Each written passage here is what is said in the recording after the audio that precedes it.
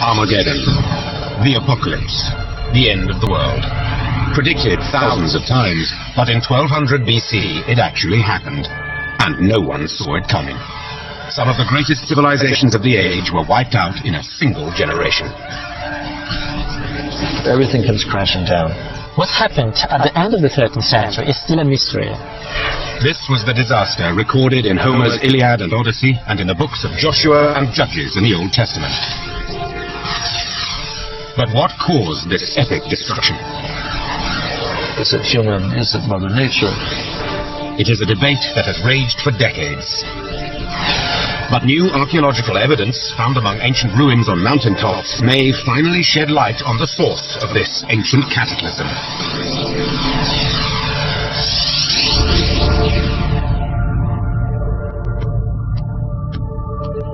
For archaeologists, the past is illustrated by the objects left behind. The treasures of Tutankhamun's tomb. The toppled towers of mighty Greek palaces at Knossos, and pottery and stone reliefs that depict both vast riches and endless warfare. This was the ancient world of 1300 BC, the Bronze Age, named after the metallurgy of its weapons. Stretching from Egypt to the Black Sea, the ancient world was an amalgam of disparate and powerful nations, dominated by kings and their armies. The Mycenaeans and Minoans, the heroes of Homeric legend, built their palaces in Greece, Crete, and the Aegean Islands.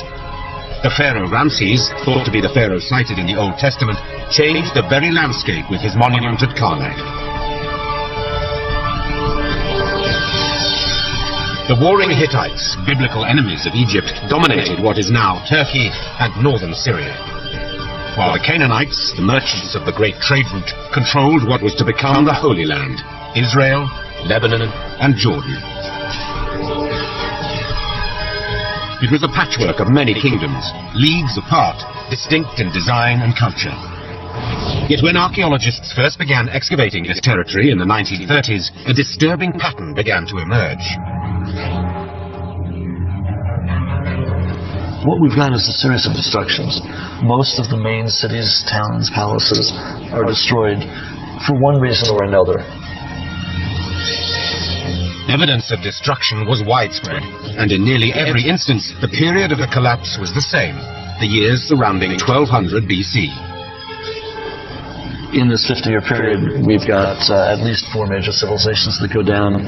Mycenaeans disappear, Minoans disappear, Hittites disappear, the Canaanites to a large extent disappear, and Egypt is so weakened that it's really never the same again. That's what's so amazing about this. Is these are the biggest guys in the world, and they all bite the dust at about the same time, within a generation or two. The Ramesses period starts off very strong with some of the most spectacular building and just incredible wealth.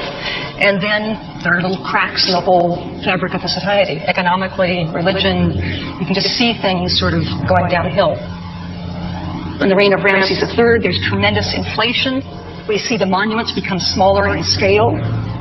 We also see huge economic problems with the tax base of the country, because so much of the taxable land had been removed from the tax rolls. Many people believe that from this time the Egyptians no longer have the great self-confidence they had before the gods. We see a whole new genre of petitions to the gods, these prayers asking people, please God, help me, which we never saw before this time. After a century of progress, which saw the development of the first alphabetic writing in Ugarit in 1300 and the first musical notation in Syria, the written record abruptly ended. What followed has become known, ominously, as the Dark Age. The Dark Ages in the Aegean and Eastern Mediterranean have 2 connotations. One is, for the ancients, they lost most of the hallmarks of civilization. It's called that in part because civilization, as we know, disappears for a couple of hundred years. They forget how to write in Greece. They forget how to do large buildings, massive architecture. And it takes 200 or 300 years to come up out of this. But it's also a dark period for us. Without written records, archaeologists were baffled by the evidence of mass migrations throughout the ancient world, all dating to around 1200 BC. On the island of Crete, tradesmen and merchants poured out of the coastal settlements and pushed inland to the mountainous lands worked by farmers and shepherds. In the North Isthmus, the area right behind me here, it appears that there was almost no settlement at all, or perhaps a small scattering of small villages in the Mycenaean period. The population was very thin. By the 12th century, the population grows considerably. But where this population is coming from and why exactly is not entirely clear. The destruction in the cities they left behind is mute testimony that this was no peaceful exodus. It can be very difficult to determine the cause of a destruction. When you're digging, it's pretty obvious something's been destroyed. You've got fire, you've got ash, you've got burnt wood, you've got skeletons. But what actually caused the destruction? The answer may not lie in the rubble of these palaces, but in the mountains high above them. One archaeologist has dedicated his life to following the clues, rediscovering the ancient pathways that lead up the sheer cliffs of the Aegean. It is here that he follows in the footsteps of the survivors, hoping at last to discover how and why their world collapsed. For decades it remained a mystery. The sudden collapse of the great coastal cities and palaces of the ancient world in 1200 BC. What could have caused it?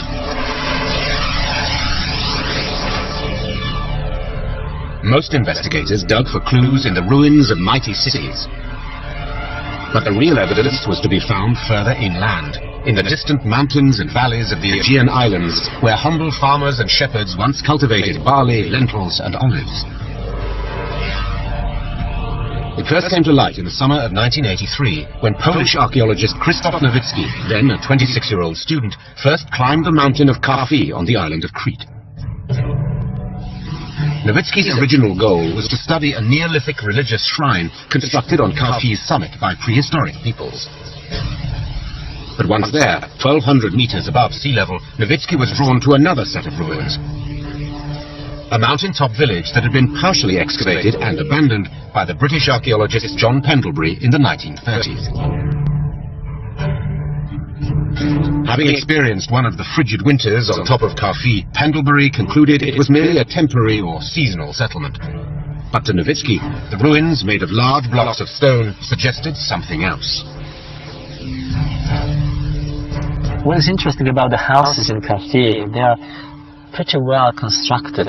This way of construction suggests that these people were prepared to live in this village for a long time, and that these were their permanent houses. By mapping out and reconstructing the settlement from the excavated footprint, Nowicki confirmed his suspicion. The excavation revealed at least 25 to 30 houses. At the moment, these remains are in a very bad state of preservation, but we still can trace the walls and we still can trace the roofs and particular individual houses. Karfi was a big village. It was not a small settlement. It was a village inhabited probably by 120 to 150 families, about 600 to 1,200 people. The reconstructed village, 1,100 meters above sea level, seems strangely out of place. We should not expect a big village situated on this rock and on such altitude. Now we are sitting in the sun, it's probably 35 degrees. But if we came here in the winter, it is a very, very windy, very cold place. It is not very pleasant to live here. Why would there be a permanent settlement so far above the usual sites on the lower hillsides and plains? We have to ask why people move to these places, why people build their houses in the places difficult to climb up, why they decided to move their families to these houses, why they moved their entire economic system up to these places, to the high mountains. Though Pendlebury had thought it an earlier site, Nowitzki's carbon dating of pottery and other artifacts placed it squarely in the time of the Bronze Age catastrophe, 1200 BC. Before 1200 BC, we still have people living close to the sea, on the plains, in the valleys. Shortly before 1200 BC, we see that many of these low-situated places were either destroyed or abandoned. The inevitable question was, what would force these populations to move from the coasts to the mountains? Nowitzki returned to the historical and archaeological record, but could find no consensus as to what had caused such sudden and dramatic changes. There are all kinds of crazy theories out there to explain the end of the Late Bronze Age. Comets, volcanoes, aliens, you name it, people have said it. But most hypotheses revolved around the ever-present threat of natural disaster. One of the main suggestions has been drought, that there was a major drought across the entire Aegean and Eastern Mediterranean, and perhaps even up to Europe, and that starts tribes migrating. The level of the water of the Mediterranean had dropped significantly at the end of the Late Bronze Age.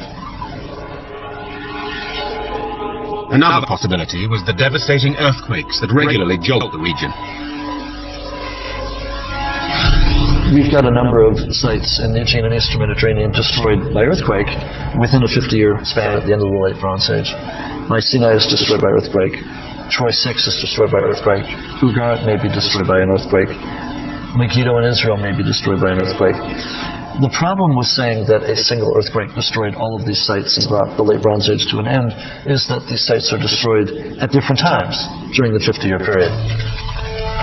Though the timing of the earthquakes differs, they could still be related. There is something that geophysicists today call an earthquake sequence or an earthquake storm, in which an earthquake will not relieve all of the stress in a fault, but will simply release part of the stress. And so the next part in the fault will go a year later, 10 years later, and then the fault unzips from east to west or west to east or north to south. And we eventually get what's called an earthquake sequence or an earthquake storm. And these last between 30 and 60 years. Many of the cities that are destroyed by earthquakes are either on a fault line or in a seismically active zone. In fact, if you lay a map of the sites that are destroyed at the end of the Late Bronze Age by earthquake on top of a map of seismically active zones, they will correlate on very nearly a one-to-one basis. But the earthquake theory has always had its detractors. People recover from earthquakes fairly quickly. That's pretty much proven. Even repeated earthquakes. And to Nowitzki, no natural disaster could explain why a population should move to an even more precarious place. There's no way that people would move their village 1100 meters to the top of this rock. Why? Escaping from the earthquakes and living on the edge of the rock? We don't see the people running away from natural disasters. So it makes no sense. Nowitzki believes that these unlikely and inhospitable heights are a place of last resort, a defensible refuge designed to offer protection not from nature, but from a human enemy. I mean, there is no reason to live on the ledges, hanging above the gorge or on the rocky nose, other than a real threat from some other people. If Nowitzki's theory about the Aegean apocalypse is correct, there should be dozens of refuge sites waiting to be discovered in the high mountains of Crete, hidden settlements unseen for generations. If he can find them, they could reveal details of a life and death struggle between the survivors who subsisted at these impossible heights and the enemy that drove them there.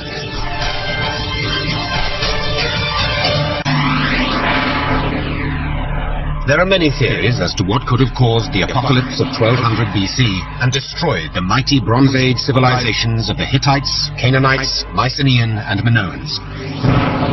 Some have blamed natural disasters, disease and pestilence, even the wrath of an angry god. But could it have had a human cause? And if so, who were the people that sent such mighty cultures crashing down within the span of a single generation? For decades, archaeologists sifted the abundant ruins but found only a few isolated clues. Then, in the 1930s, a stone tablet bearing a desperate message was unearthed in northern Syria. Found in the ruins of the palace of Ugarit, destroyed by fire around 1200 BC, it gave a foretaste of the destruction to come. The king of Ugarit says, "My father, 7 enemy ships have been sighted. Now they've already done great damage to my country. If you see any more, please let me know." The tablet was never sent. It was found in the kiln, ready to be fired, when obviously the enemy ships came back and destroyed the town. Who was this enemy that came from the sea? Only one culture, Egypt, survived the collapse of the Bronze Age to give them a name. Ancient hieroglyphics tell of a terrifying foe, the warriors known only as the Sea Peoples. We get all of our details about what the Sea Peoples look like and their mode of transportation from the Egyptians. In addition to the texts that the Egyptians put up on their walls, they also put up pictorial scenes. And so they actually show us what the Sea Peoples look like. We can see the type of helmets they wear, the type of headdresses they wear. We can see them moving in ox carts, in some cases with their families, wives and children and possessions. This was a mass movement that was affecting all the ancient cultures of the Eastern Mediterranean. And this was something that had never happened before. Every single culture in that area, even the ones as well established and as powerful as Egyptians, were being really shaken by this movement of the Sea People. Because part of it is they were coming not only to attack, but to settle.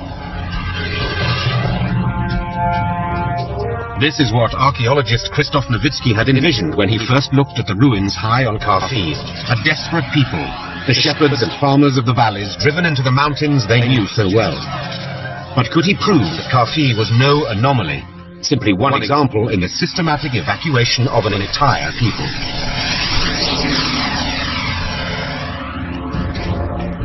Nowicki has spent more than 20 years putting his theory to the test. Traveling alone, and with only the most minimal of supplies, he methodically scaled mountaintops so steep that he often had to cling to the cliff face or find ancient footholds carved into the rock to counter the treacherous shifting beds of loose shale. And it is here, at these improbable heights, that he found what has been his greatest discovery, the mountaintop settlement of Katalimata. The site can only be reached by ascending an incline of loose stone, then clinging to an almost invisible path along the cliff face. In 1990, American archaeologist Donald Haggis accompanied him as a witness. This one is extraordinary. The site itself is built on these sharply formed precipitous limestone cliffs above the plain, and you have to get to it by climbing a scree slope, and then entering the gorge from the outer face by a narrow entrance path. The artifacts found at the site reveal a people living on the edge. These simple country inlanders, shepherds and farmers by trade, would have had to move all their possessions one by one up these steep mountain trails. The old and the infirm would have had to have been carried, their dead buried in tombs carved out of the mountaintops. Livestock and crops in the valleys below could only be tended when conditions were safe enough. The evidence that we recovered during survey suggests that they were used in the settlement probably for a considerable period. It's an uncomfortable site to live in. It's not conducive to settlement expansion. Though life on Katalimata would have been extremely difficult, it had one advantage: security. This place it can be a nightmare for strangers, for foreigners. And without this knowledge of local topography, it's really very difficult to find them. They're like fortresses, in a sense, utilizing the natural terrain, and sometimes, as a lot of research out here has shown, not just utilizing the terrain, but utilizing very effective fortification walls as well. Any enemy trying to invade the settlement would have been visible for miles, allowing the mountain people time to prepare. The invaders themselves would have been forced to approach single file, unable to hold their weapons while clinging to the cliff face.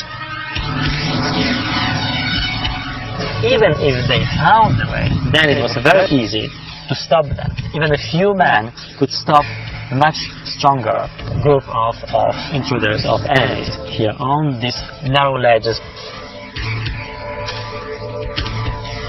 Kasalimata was only the first of many refuge sites that Nowitzki has discovered. After scaling nearly 2,000 mountains in Crete, he has identified 80 different refuge sites dating to 1200 BC. One common unifying factor in the orientation and design of these settlements has convinced him that they were built to withstand the sea peoples. How do we know that these people were afraid of the people coming from the sea and not that they were afraid of their neighbors? This can be done only by analyzing how the settlements were defended. Perfi is completely open from the area of the mountains behind it. So we know that they didn't expect the enemy coming from these mountains. These places were settled because they were afraid of the people coming from the sea. The influx of these sea peoples was to change the face of the ancient world. So who exactly were they? In a memorial carved at Medinet Habu, the Egyptians identify 9 factions of sea peoples, a list that baffles linguists. Most of the theories about where the sea peoples came from are dependent on the philology, the actual names of the groups, and that can be very dangerous territory. The Shekelech are frequently said to be from Sicily. Did they come from Sicily, or did they go to Sicily after they lost? For decades, scholars have argued over the origin of the sea peoples. Some point to southeastern Turkey, northern Syria, and the eastern Mediterranean as a likely launch point. Others contend that the sea peoples most likely came from Sicily, Sardinia, Italy, and the western and central Mediterranean. Do the sea peoples come from the east and move west, or do they come from the west and move east? We don't know. Were these really 9 nations of foreign invaders? Or was this an attack that started much closer to home? One theory holds that it was the very structure of the ancient world that made it vulnerable to terrorism from within, a world built around palaces and omnipotent kings. The king would control most everything. There would be some private merchants and private enterprise, but mostly the king runs the government, the king runs the army, the king is going to run the international trade, certainly in charge of the diplomatic powers. So you're in a situation where the palace pretty much controls 75 to 90% of daily life.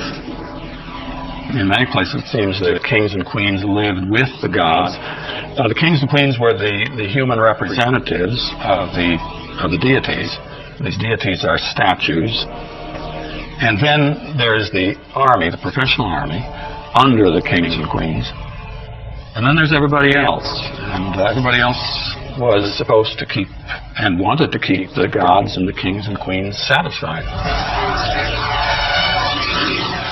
The only place for laborers and peasants outside this system was in the king's massive armies. And even there, they played a subservient role in the service of the charioteers. The typical battle in the Late Bronze Age seems to have been the charge of 2 chariotries against each other. Each chariotry might be numbered in the hundreds or possibly the thousands. And the chariot crew was heavily armored, and that was the main weapon, the composite bow. And so the fighting was mostly at long range.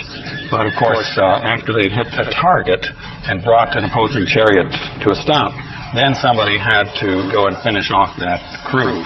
And that's where these so-called runners came in, the barbarians who were hired to act as cleanup crews in the chariot battle. These anonymous groups of hired mercenaries were recruited from the poorest parts of the ancient world. The tablets that we have make it very clear that the palaces took very good care of the charioteers. They knew every charioteer by name, and these people seem to have been an elite The runners seem to have been counted rather than named. They have so many hired from here and hired from there. There was a real difference in the social class of these people. As long as there was conflict, there was a place for these foot soldiers. But in the years leading up to the Great Collapse, there was an unprecedented period of peace. The country was more or less at peace because of the great treaty between the Hittites and Ramses II. It would be the equivalent of after World War I or after World War II, with the various powers signing a peace treaty. This effectively brought an end to warfare between two of the greatest powers of the day, and we get half a century or so of peace. It certainly was one of the true high points of the ancient world, and then it all comes crashing down. Did the fact that there was little employment for these lower-class runners lead to an uprising? Or were these out-of-work warriors recruited by an outside enemy? And these warriors, now without the central authority, were either on their own or they were under the supervision of these local chieftains. They could do whatever they wanted. Nobody could catch them. The Egyptian record suggests it was a changing coalition that raided the power centers of the ancient world for over 50 years. We've got indications in the Egyptian records themselves that there were successive waves of Sea Peoples. Almost certainly there's a change in the makeup of the group between the first and the second invasion. They're definitely working together as a coalition, but I don't think that they began that way. What we're seeing is the end result. It's the final wave that's washing up against Egypt. And as the Egyptian reliefs show, the so-called Sea Peoples were armed in much the same way as the native chariot runners. They were not heavily armored. In fact, any kind of armor would have slowed them down and probably made them less effective on the battlefield. And so they carried small round shields with leather over a wooden frame. And they wore a helmet. I'm not sure whether the helmet was practical or not, but I think it had a good psychological effect on them. Though the exact origin of these warriors may never be identified, archaeologist Krzysztof Nowicki thinks he has found one of the flashpoints. At Kastri, on the coast of Crete, Nowicki has identified remnants of a settlement unlike the many inland refuge sites he has explored. On this relatively accessible hilltop are the remains of battlements that to Nowicki's eye suggest an experienced battle force. The people who lived here were not normal farmers or shepherds. It's too dangerous. And a small group of farmers couldn't defend it. Any invaders, any raiders would easily take this settlement. The topography of Kastri provides several strategic advantages, providing easy access to the coast of Crete, Italy, and nearby islands. We may estimate probably 2 or 3, 4 boats here, maybe about 50 to 100 or even 200 men, which was enough to invade, to raid the coastal places in Crete. If Nowicki is correct, the Sea Peoples were not the last to recognize the strategic advantages of Kastri. In the 1940s, this same hillside was taken by the Germans in their own attempt to dominate the island. But whereas the German troops were driven from these hills, the Sea Peoples overran Crete and the Aegean. The extent of destruction, especially in Anatolia and Central Greece, doesn't suggest to me a disorganized group. It suggests a rather efficient military machine. But whether this force represents outside invaders, disgruntled local warriors, or some combination of the two, the question remains the same. What's amazing about all this is that this ragtag group of marauders and pirates managed to knock off the best of the civilizations. And how they managed to do it is still the major question. The answer may lie not in the origin of the Sea Peoples, but in their methods of waging war. 1200 years before the birth of Christ, an inexorable force changed the very landscape of the ancient world. Evidence of its power was written in the toppled ruins of Mycenaean cities and the abandoned palaces of kings. The desperation of those that survived could be seen in the precarious outposts they built atop the mountains of Crete. Mighty civilizations, from the Minoans to the Hittites, survived pestilence, famine, and earthquakes, only to fall to a human enemy, a mysterious force of barbarians called the Sea Peoples. But these invaders had no chariots, no armor. How could they have taken on the armies of kings? Late in the 13th century, it finally dawned on somebody that you didn't need these expensive chariots and chariot teams in order to win a battle. You got enough runners together, and they were cheap, and they themselves have the capacity to annihilate a chariot army. One weapon made it possible for these runners to become formidable warriors. A simple weapon that until the collapse had been used primarily for hunting. The javelin is a fairly short weapon, probably 4 feet, and has a small metal head. I don't think that these were lethal most of the time, but they certainly would wound whatever they hit. As the raiders swarmed the disabled chariot, the well-protected charioteer would have been suddenly vulnerable. The charioteer and the chariot archer both wore a corselet with scale armor that might have weighed between 30 and 45 pounds. So obviously they cannot run, and they are in no position to defend themselves in hand-to-hand combat. It is at this point that a team of raiders armed with short swords and lightweight shields would have had the advantage, both in numbers and mobility. That's all you'd need to do, wound a horse, and that chariot is stopped. If they could, at 40 or 50 yards, hurl their javelins and bring down a chariot horse, then they were ready to come in for close combat and hand-to-hand weapons, and at that point, the chariot crew is doomed. With every success, the ranks of the invaders grew and spread across the Aegean. Only Egypt was able to withstand the onslaught, although the conflict was to leave them forever weakened. So how did the Pharaoh's armies withstand an assault that extinguished such powers as the Mycenaeans, Minoans, and Hittites? There's a lot of diplomatic correspondence going back and forth, and a lot of trade in especially gold leaving Egypt through Nubia, and things like horses being brought into Egypt, and various other types of commodities going back and forth. So it was a period of a lot of communication between all of these powers. They had forewarning of these people coming toward Egypt, which is a very important aspect of defense. They had moved the capital of Egypt to the northern part of the country actually to defend against these people, so they were very ready. I think there's a good chance that the Egyptians were also giving their information through diplomatic messengers and couriers from the other great civilizations as one by one they fell. I mean, there are amazing spy systems in place in the ancient world, and the Egyptians certainly had their group of messengers, spies, reporters, and so they knew what was coming before it hit them. And by this time, the Egyptians knew that, contrary to their name, the Sea People's greatest strength was not on the water, but on land. The conflicts were essentially land battles, but Ramses III in 1179 had the good sense to stop these raiders, these marauders, from ever getting to land. The Egyptian records, both the pictorial and the textual, they depict a battle taking place on the water.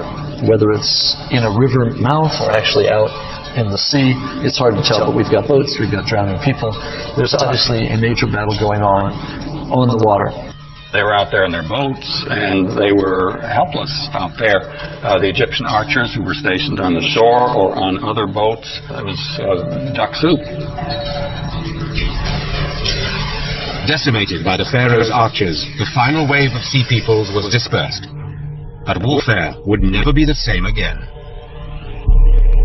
In the late Bronze Age, the defense of a community rested on an elite, on the charioteers and the chariot archers. In the Iron Age, which follows this catastrophe, the importance of infantrymen is much greater, and charioteers have become marginal. They continue to be used for flanking operations, but they're no longer the essence. The essence is an infantry. In the span of just a few years, the kings and armies of the ancient world had been felled. In their wake, a new populace rose up. What the Sea Peoples do is create a power vacuum. When the Sea Peoples knocked off the top dogs of the Late Bronze Age, they create a whole new situation. It's going to be the elite that go away, that are destroyed. The underclass, the middlemen, the farmers, the peasants, the slaves, they may well survive. And then what are they going to do? In the case of the shepherds and farmers seeking refuge in the mountains of Crete, the archaeological record is clear. After the defeat and dispersal of the Sea Peoples, the hardened survivors gradually returned to the lowlands. After 1200 BC, and as soon as the times became safer, people moved down to another ridge, which is about 1 kilometer, 1.5 kilometers from here, lower and closer to their fields. Never again would they feel the need to build settlements at such heights. But the final fate of the warriors known as the Sea Peoples may never be known. The Egyptians themselves say that they settled some of the remnants in either Egypt itself or in Canaan. And we know that later Egyptian texts talk about the city of Dor in Israel being a Tejeker city. We know that the Peleset settled down in Canaan. They become the Philistines. Some believe that these survivors and the remnants of the Sea Peoples may have intermingled, something future DNA testing of the remains found in the tombs may reveal. We've probably got remnants of the various civilizations that the Sea Peoples had destroyed while en route to Egypt. So we may well have Mycenaeans among the Sea Peoples, Minoans among the Sea Peoples, Hittites or Luca among the Sea Peoples. And it may well have been one of the few opportunities left to them was to join the Sea Peoples, the very group that had undone their civilization. And so the ranks of the Sea Peoples may have swelled with the very people they had just conquered.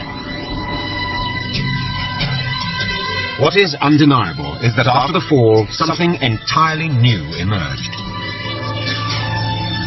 We're going to get Dark Ages for a couple of centuries as the melting pot is remixed. But up out of this, out of the ashes, rise the phoenix of the Greeks. We get new political systems and new civilizations in effect. The Greeks rise up, and we get things that will eventually become democracy as we know it. With the worst of motives, the Sea People had destroyed one world, but obviously they opened up opportunities for people who'd never had opportunities before. We get the Israelites and David and Solomon, the kingdoms of Israel and Judah, which may not have been able to exist unless the mighty kingdoms of the Late Bronze Age had been done away with. So the Sea Peoples, in effect, bring about the demise of the old and the rise of the new. The exact chain of events that brought an end to one age and gave rise to another is still being investigated. I don't think Christoph has the answer, but he's getting close. He's getting close to finding the answer. What I think we've really got is a combination of causes. The Sea Peoples got lucky. Their timing was perfect. They take advantage of some of perhaps the natural disasters. If a drought had occurred, if a series of earthquakes had just occurred, we get what archaeologists refer to as a systems collapse, where one or two factors, which in and of themselves would not have caused the collapse of civilization, when they're put together, create a magnification effect. The Sea Peoples are able to exploit a hole in the defenses of these mighty civilizations where none had existed before. As archaeologists sift the clues to this ancient destruction that occurred so abruptly, they may find modern insights as well. I rather doubt that the Egyptians or the Hittites expected they would fall, or at least fall quite so quickly. But when you get a series of factors that might not otherwise be related, they could come together to create a force more powerful than each of them individually. So one of the lessons we might learn for today's society is that while a drought might not be important in and of itself, or while a series of earthquakes might seem to have only a lasting impact, if you layer a couple of natural disasters on top of some man-made calamities, you may get a completely unexpected result.